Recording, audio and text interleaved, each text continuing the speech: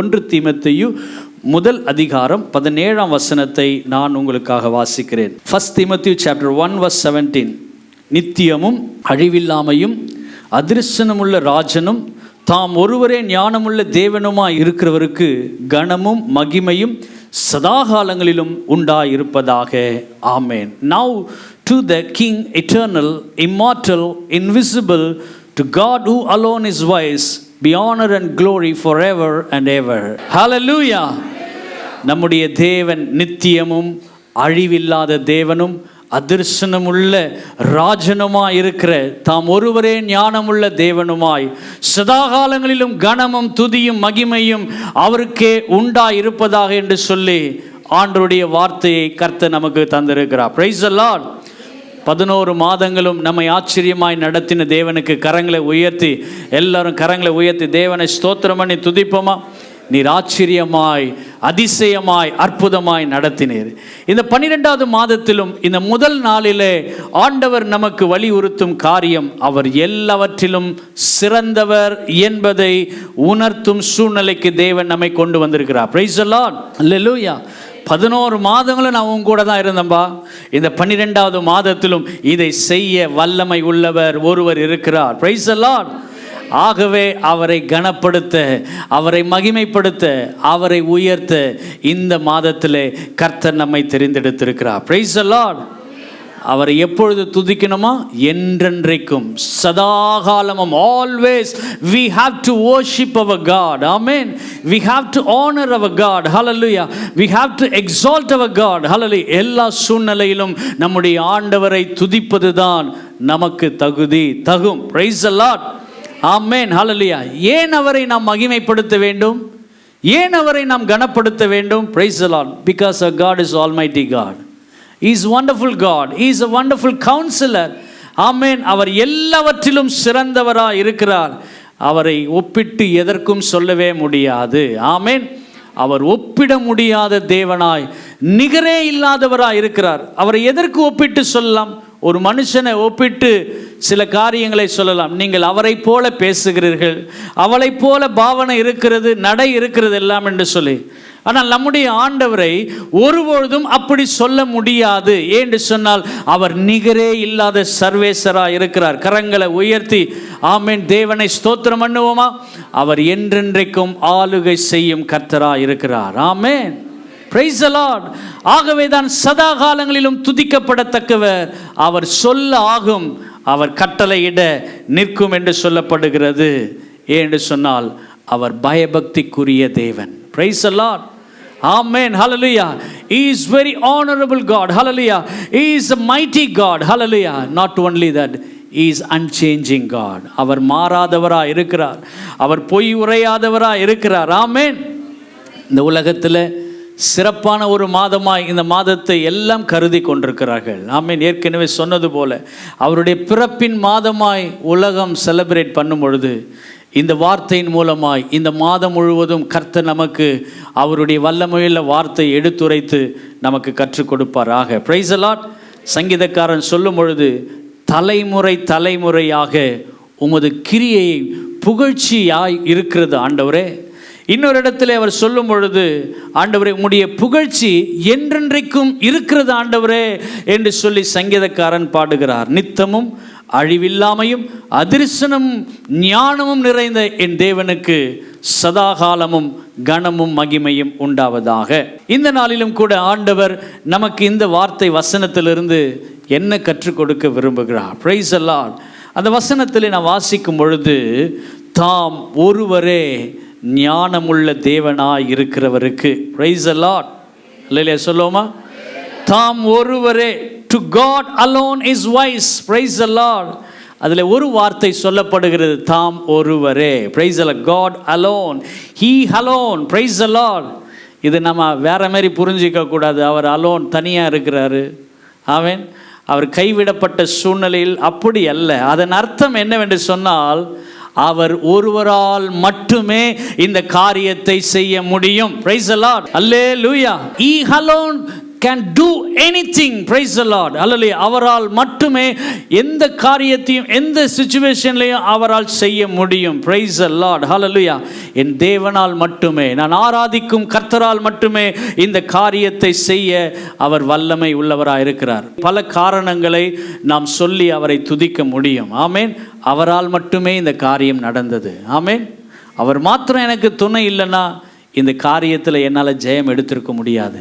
இது உட்கார்ந்து எல்லாராலும் சொல்ல முடியும். Price the Lord. தாம் ஒருவராலே செய்கிற காரியங்கள் என்ன? Praise the Lord. அநேக காரியங்கள் வேதத்தில் நாம் பார்க்கிறோம்.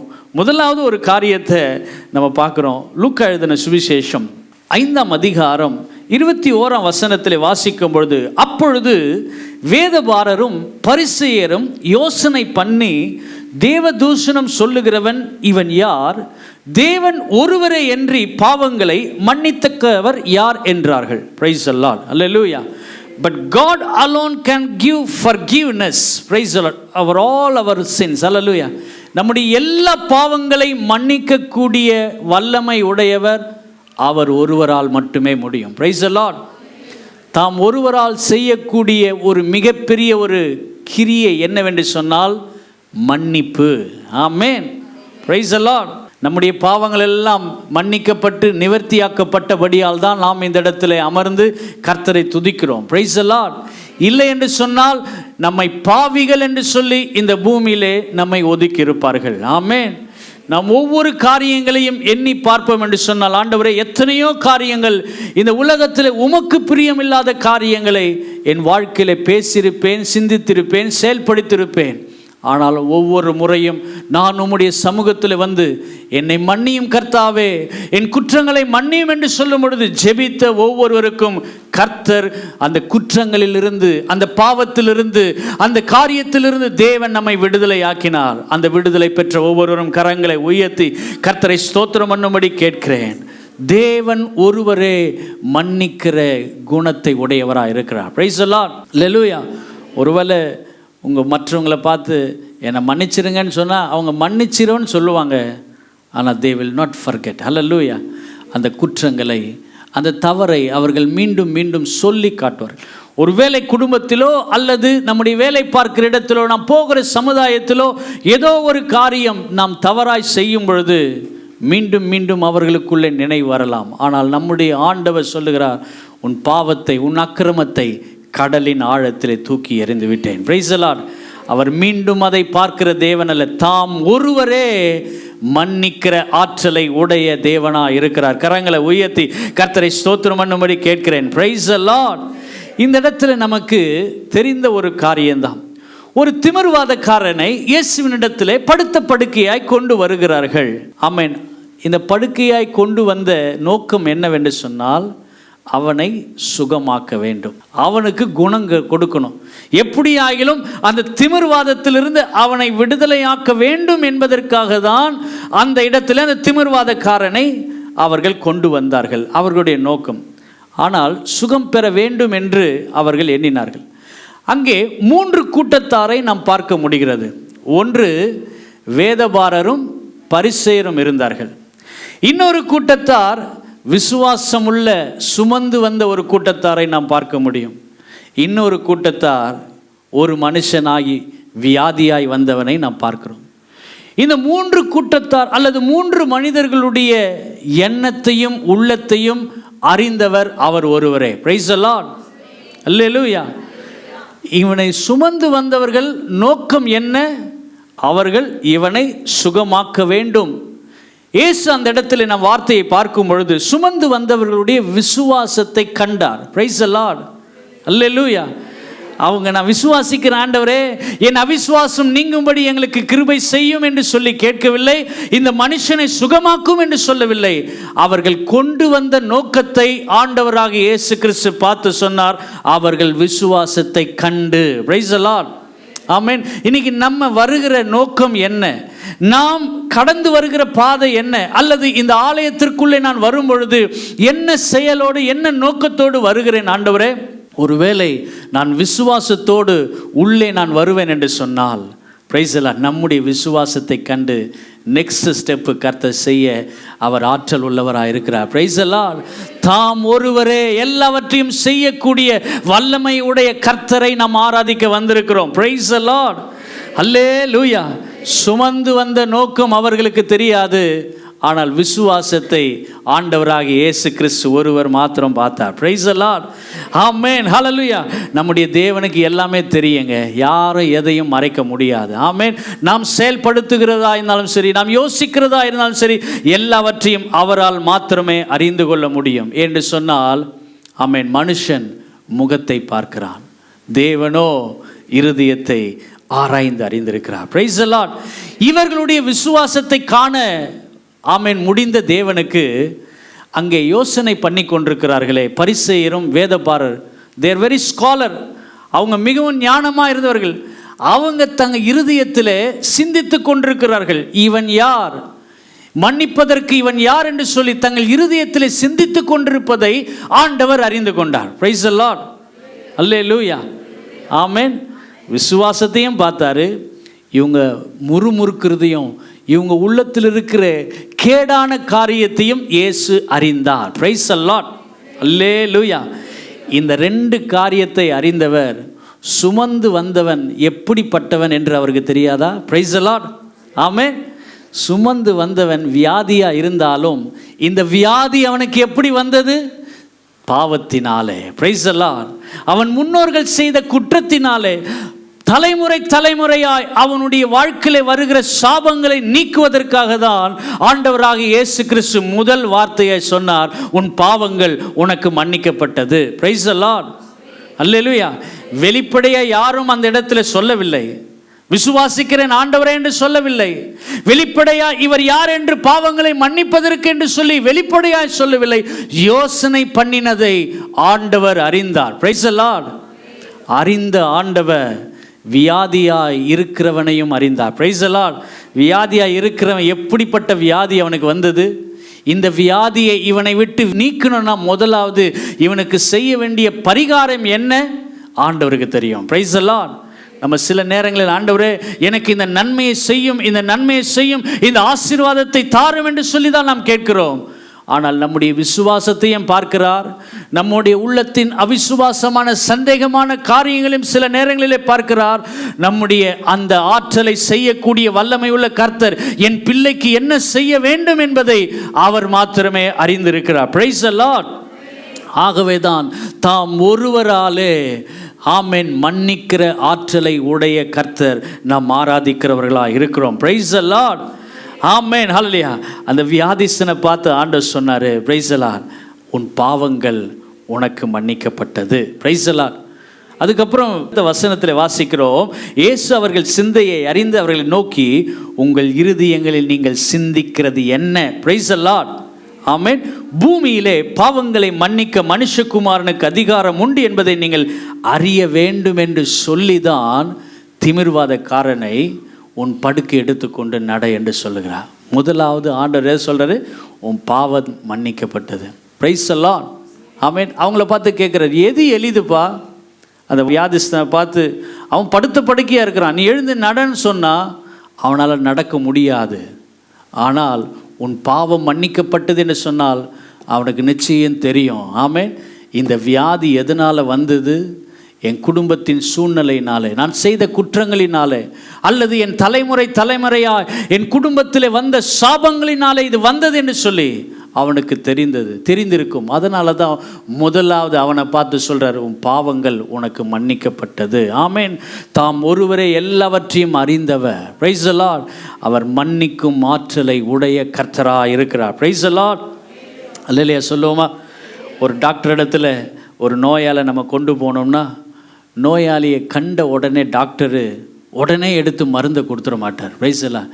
அவனுக்கு என்ன வியாதி, அவனுக்கு எப்படி இந்த வியாதி வந்தது என்று சொல்லி அறிந்து அதற்குரிய ட்ரீட்மெண்ட்டுக்குரிய மெடிசனை தான் டாக்டர் கொடுப்பார். ஏதோ வழியில் போகிறோம், வயிறு வலி வரைக்குது, டாக்டர் எனக்கு உடனே மாத்திரை கொடுக்க மாட்டார். இந்த வயிற்று வலி எதனால் வந்தது என்று கண்டுபிடிக்கப்பட்ட பிறகுதான் அவனுக்கு என்ன பண்ணும், அதற்கேற்ற மருந்தை மருத்துவர் கொடுக்கிறார்.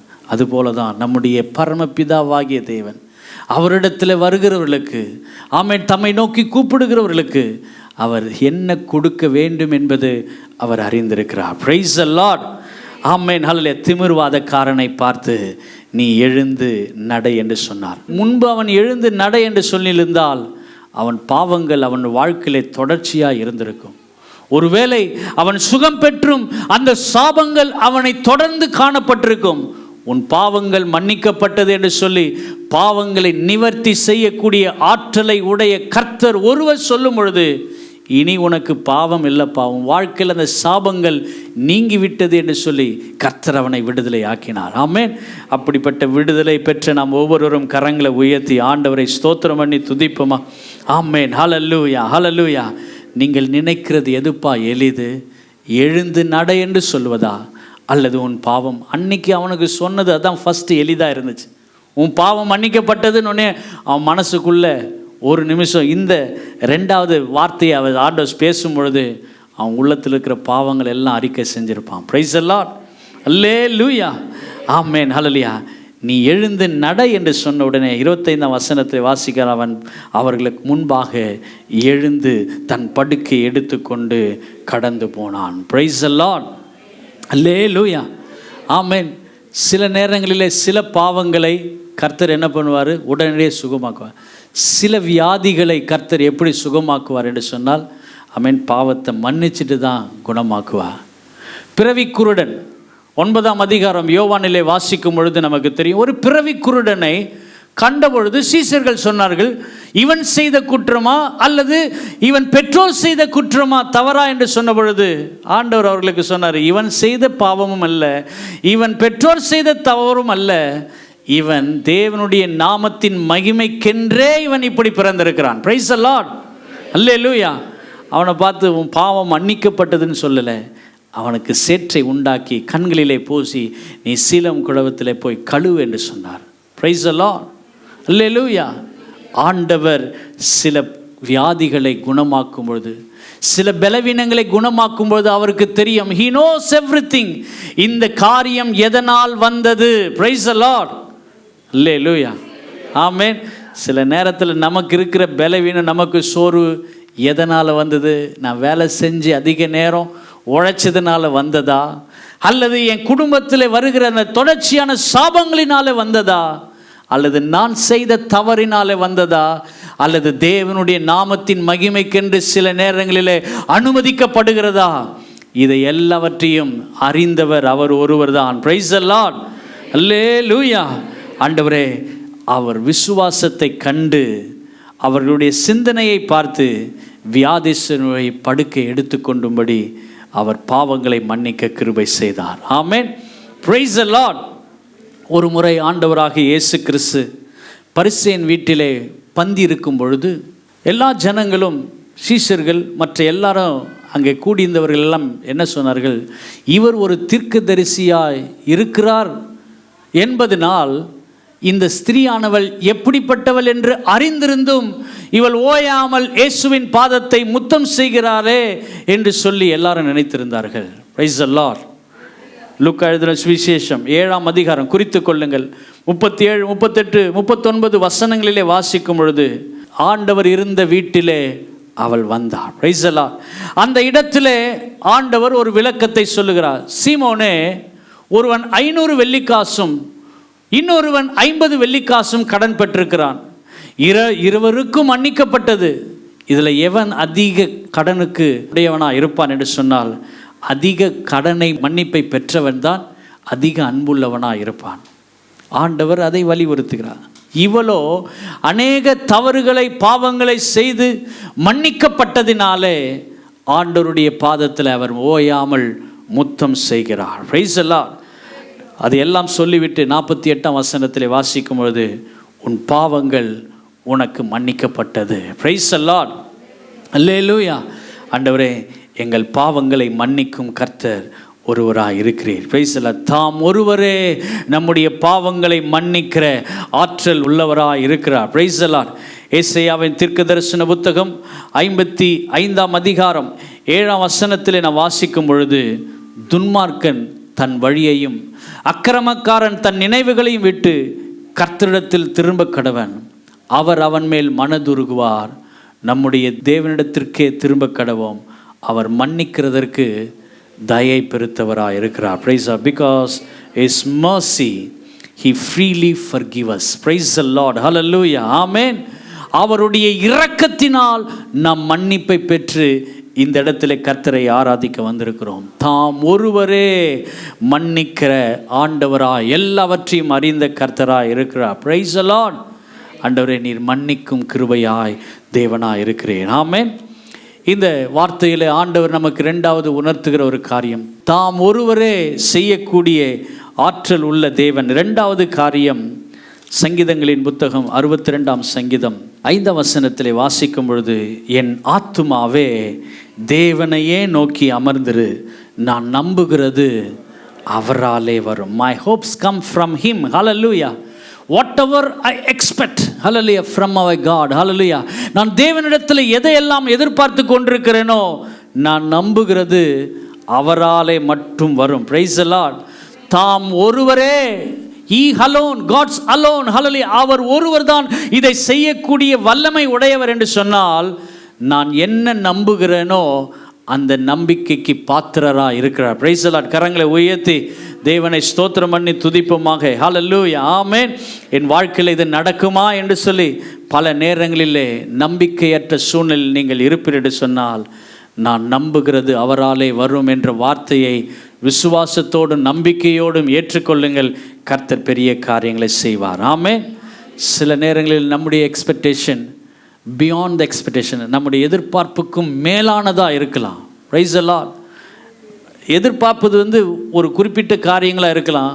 சில நேரத்தில் அதையும் மிஞ்சி ஒரு பெரிய எதிர்பார்ப்பை நாம் ஏறெடுக்கும் பொழுது அல்லது காத்திருக்கும் பொழுது நடக்க வாய்ப்பே இல்லை என்று சொல்லி, ஒருவேளை அப்படிப்பட்ட நம்பிக்கையில் நாம் போய்கொண்டிருக்கும் பொழுது, நான் நம்புகிறது அவராலே மாத்திரமே, தாம் ஒருவராலே மாத்திரமே, நான் ஆராதிக்கிற தேவனால் மாத்திரமே வரும் என்று சொல்லி நம்புகிற பிள்ளைகளுக்கு இந்த 12வது மாதத்தில் தாம் ஒருவரே அதை செய்யக்கூடிய வல்லமை உள்ளவராக இருக்கிறார். கரங்களை உயர்த்தி ஆண்டவரை துதிப்போமாக. Price the Lord.